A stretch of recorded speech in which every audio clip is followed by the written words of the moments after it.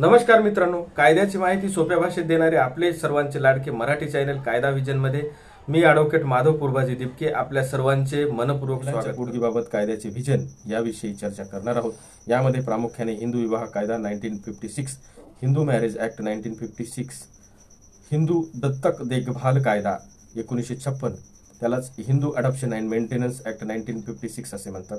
तसेच CRPC 125 नुसार पोटगी, अंतरिम पोटगी कोणाकोणाला मिळू शकते, कायद्याचे संपूर्ण विश्लेषण एकाच व्हिडिओमध्ये आपण सविस्तर अभ्यासणार आहोत. व्हिडिओ स्किप न करता पहा. आवडल्यास लाईक करा, शेअर करा आणि सबस्क्राईब करा. चला तर मग सुरू करूया. नेमकं पोटगी म्हणजे नेमकं आहे तरी काय? पोटगी हे वैवाहिक विभक्तपणा किंवा घटस्फोटापूर्वी किंवा नंतर आपल्या जोडीदाराला आर्थिक सहाय्य देण्याकरिता एखाद्या व्यक्तीवर असलेले कायदेशीर बंधन व कर्तव्य आहे. ही कर्तव्ये प्रत्येक देशाच्या घटस्फोटाचा कायदा किंवा कौटुंबिक कायद्यामध्ये नमूद केलेली असतात. पोटगीला आपल्या देशामध्ये अलिमनी, मेंटेनन्स, खावटी असे वेगवेगळ्या नावाने ओळखले जाते. हिंदू विवाह कायदा 1956च्या कलम 24 नुसार पोटगीची अंतरिम पोटगीची तरतूद आहे. हे कायदा जाणतो की जर कोर्टात पोटगीची प्रकरण दाखल केलेली आहे, पती हा पत्नीला नांदवत नाही, तिचा शारीरिक, मानसिक, आर्थिक छळ झालेला आहे, तेव्हा ती कोर्टात दावा आणते. त्यावेळी तिला मेंटेन करण्यासाठी तारेवरची कसरत करावी लागते. अचानक तिला नवऱ्याने घराबाहेर काढले, हाकलले तर तिच्या खाण्यापिण्याचे वांदे होतात. ती खाणार काय? जोपर्यंत कोर्टाचा निकाल लागत नाही तोपर्यंत ती पीडिता कशी जिवंत राहील? हिंदू विवाह कायद्याच्या 24 अन्वये दावा प्रलंबित असताना निर्वाह खर्च आणि कार्यवाहीचा खर्च म्हणून कलम 24 नुसार अंतरिम पोटगीची व्यवस्था केलेली आहे.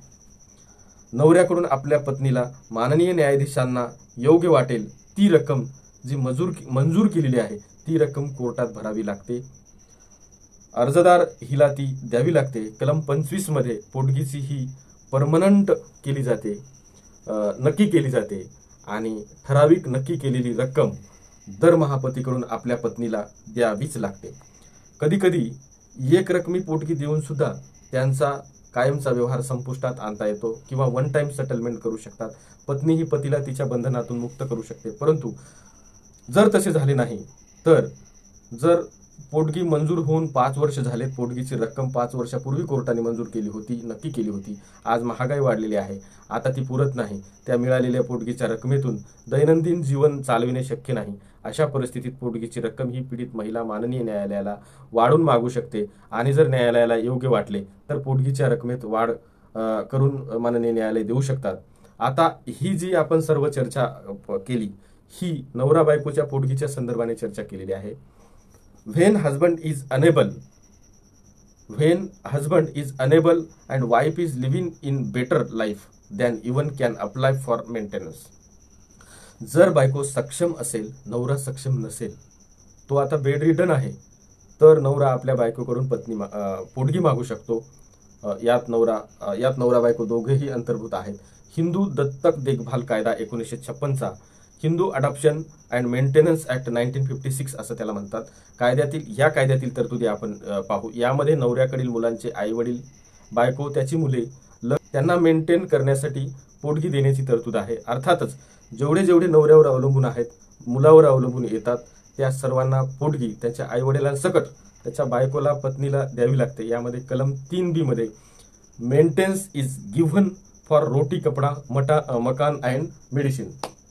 खाण्यापिण्याची, कपड्या लत्त्याची, आजारपणाची, औषधाची एकूण कोर्टात जी रक्कम नक्की केली जाईल ती रक्कम नवऱ्याकडून भरण्यास भाग पाडली जाते.